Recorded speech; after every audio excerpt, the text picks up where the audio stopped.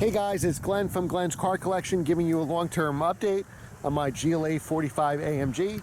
I've had the car for about 2 months now, and I've put roughly 2,500 miles on it, and I love using it as a daily driver. Winter tires will be going on pretty soon. We're in the beginning of November here, or everywhere. It's the beginning of November. Putting on winter tires probably in the next couple of weeks. I usually do it around Thanksgiving.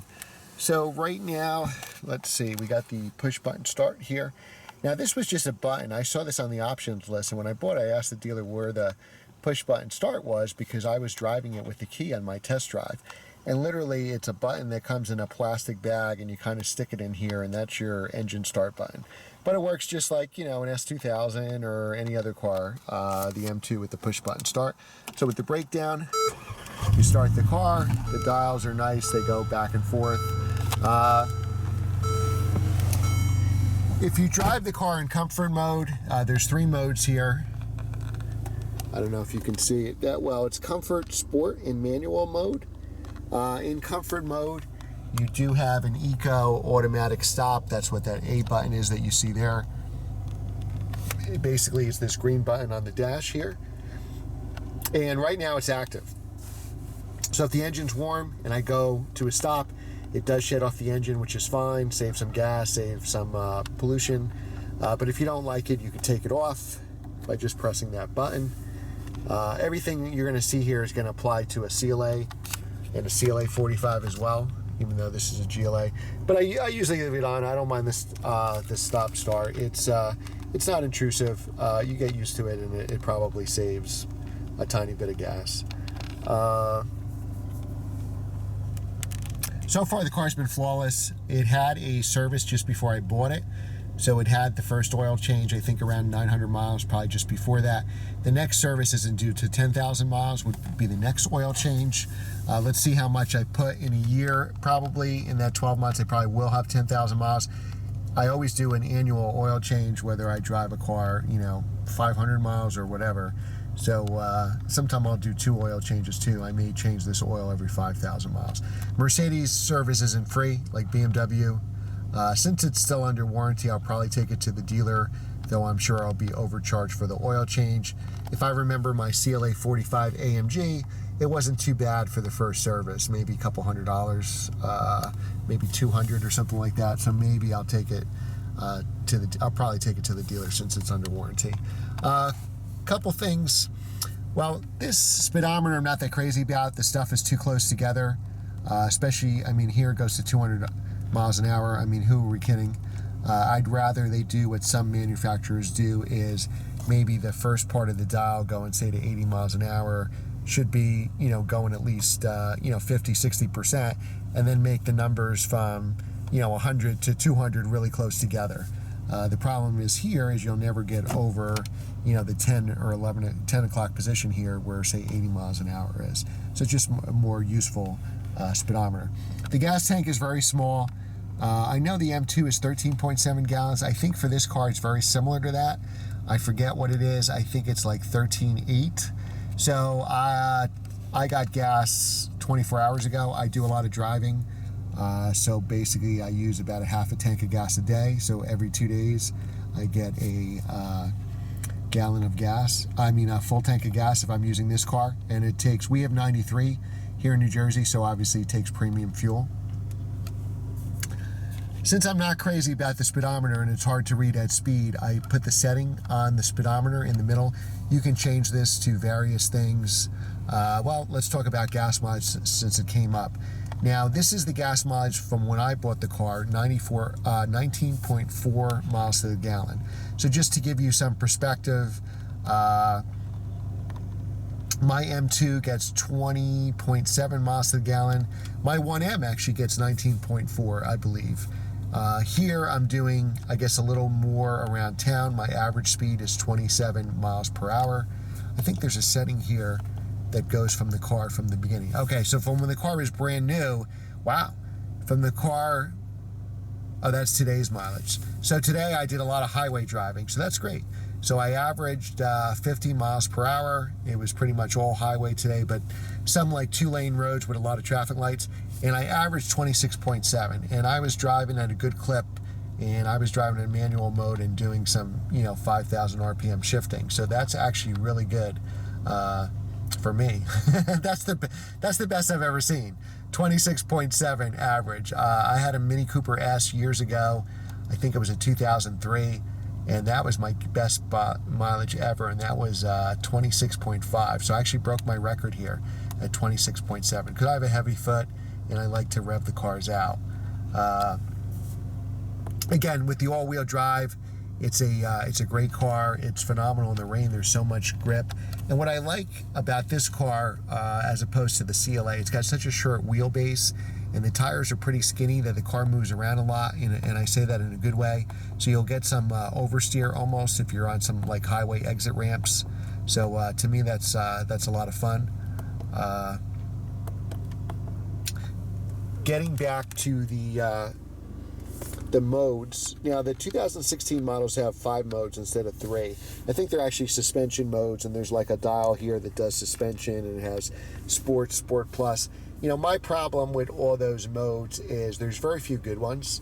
So they kind of like tell the engineers, the middle mode is probably fine, and then they say, well, make a couple lazier modes and a couple more extreme modes, and I think you wind up getting 5 bad modes. So to me, this 3 is probably just about right. So what you do is the default is comfort mode. That'll be, you're driving now, you don't have to press the paddles. You can, and it'll override it. This is the base steering wheel. It's not the AMG Performance steering wheel that gives you the Alcantara. I had that in my CLA 45, but the issue with that is the Alcantara wore pretty quickly. I think I had like 22,000 miles on that car, and the Alcantara was already kind of worn. And also I had cloth seats in that car, and they were kind of worn at 22,000 miles. So here I think the leather is much better. I have leather this time. I wanted the race seats. It came with the regular wheel, which is fine. The AMG wheel does have bigger paddles here, but if I wanted to, you can get aftermarket paddles. So on comfort mode, like I was saying, you got the best gas mileage, is most efficient mode. So if you have the automatic stop on, that only works in comfort mode. It'll shed off at stoplights. It'll put you in the highest gear. So this is a 7-speed dual clutch, going 30 miles an hour, 35 miles an hour, already get you into 7th gear. It will kick down, obviously, if you try to pass somebody. Sport mode will hold the gears for you. So if you're going around you would just press this button here, and I'll show it to you lighting up on the dash. I think it'll come up. So you see the C for comfort mode next to drive. I'm going to press it now, and that's sport mode. This will hold the gears for you. So if you're driving around, a mountain road or a highway exit ramp, it'll hold it at 5,000 or 6,000 RPM. It still will automatically upshift like comfort mode, but it will hold your gearing. So if you're coming out of a turn, and it does it pretty well, you can let back off the gas and it won't upshift for you. The shifts are much harsher, so it will accelerate faster. You keep your foot down, but the shifts will are a little bit jerky. It's like a full throttle upshift. I typically drive in manual mode, so I press the button one more time, and now it's in manual. Now you have to shift. So if you get to this 6,200 red line, there'll actually be, not only we hit the rev limiter, there'll be fuel cutoff. So that can be embarrassing. I'm kind of used to, S54 BMW engines where you can go rev it up to 8,000, 8,200, or even the NSX RPM. So sometimes I forget when I drive this car. It really hasn't happened to me in this car because I'm used to it, but when I had my CLA for a couple of years, that happened a lot, especially when I first got it, because I was used to 8,000. I'd, put my foot to the floor, and next thing you know, I'd hit the fuel cutoff. The turbo, it's a single turbo twin scroll, just like the M2. It kicks in at around about 3,000 RPM and pulls to about 6. A lot of times, so I don't hit the fuel cutoff, I just know it by sound.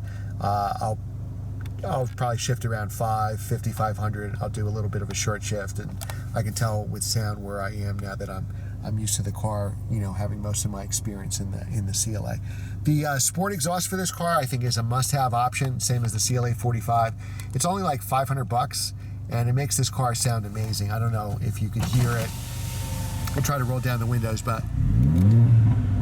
And it's got the blips and burbles. So it's well worth it. It sounds better than most aftermarket exhaust for sure. The sound system is really well. It's a Harman Kardon. To me, I think that's a must-have option. Typically with cars, I get the performance options, and then I get a good sound system, because you're not always, especially if it's a daily driver like this, you're not always on your favorite mountain road, so a lot of times you're just sitting in traffic. So if I can't hear the engine because I can't rev it out, I want to hear my favorite music. And it's easy to Bluetooth stream. I usually leave my phone plugged in just to charge it, and I put it up here so you can use the Waze or whatever. The navigation is pretty good. It's fine. I had there's two navigations available: the regular command system, which is what this has, and there's also, at least in the CLA 45, there was a Garmin system where instead of spending $2,000 or whatever it was like $600, and it was essentially a Garmin. So the command is a lot better than the Garmin. If you're not crazy for paying navigations, if you're just leasing the car, or you don't want to spend any money in the navigation, the Garmin at least will get you where you're going. Typically when a car's new, I kind of get a stripper. Like I said, I get the sound system and the performance options, but a used car like this, I want everything. So I wanted the leather, I wanted the Recaro seats, I wanted the command. I couldn't care less about a sunroof. I'm not a sunroof person, so I do not have a sunroof. You do have more headroom. Again, I'm 6 feet tall, and with the sunroof, I can definitely feel that it was lower. Sunroof usually makes the headliner about an inch or two lower. And that's about it. I mean, this car has been phenomenal. Very few cars that I can drive. Every single time I drive, I go, wow, this car is amazing. So I've driven it a lot of miles this week, pretty much every day. Like I said, I've been getting gas at least this week. Every other day I've been driving so much, or every 2 days. And, every time I drive this car, I go, wow, this is so good. So I don't care about gas mileage. It gets great gas mileage. It's got great performance, 4.2 seconds to 60. The paddle shifter is much improved, the dual clutch transmission, so it's actually been a good transmission. I love stick shifts. This car doesn't come in stick, so you know what? It's better than a torque converter automatic, that's for sure. And in manual mode, that's another thing about the 3 modes. There's 3 basically modes of traction control, so every mode kind of lets the traction control off a little bit. So in comfort mode, it's on, and it's I wouldn't say it's pretty intrusive, but it's definitely there, and you'll notice it. And then you go into sport mode, and it's a little more lenient. And then manual mode, you'll even get some oversteer if you're on some fast turns or some highway exit ramps. So manual mode lowers the traction control to about 50%, which I like. And with the short wheelbase, it makes this car feel really alive. And again, it's a short wheelbase car. I just drove a long highway trip for about 2 hours coming back from a work appointment. And, it's a little bumpy, that's for sure. It's still, I live for the exit ramp, so I think it's great. If you're going to drive 2 or 3 hours at a clip, and you're more about, Autobahn, highway, kind of in a straight line, maybe a Panamera, or use 5 or 7 series, a longer wheelbase car would be better for you. I like a car that's alive. I don't care how long I have to drive it on the highway, even if it's a little bumpier in a straight line. I enjoy it when I hit the exit ramps or to some of the curvy roads to get to and from the highway. All right, so that's the update. The car's been great. I love it. I have about 2,500 miles on it now, and won't be due for another service the next year. We'll have winter tires coming on it, and we'll see how it does in the snow. We'll make some videos off of that, and we'll go from there. So thanks again for watching. Please subscribe and share this video, and we'll see you soon. Thanks again for your support. Take care.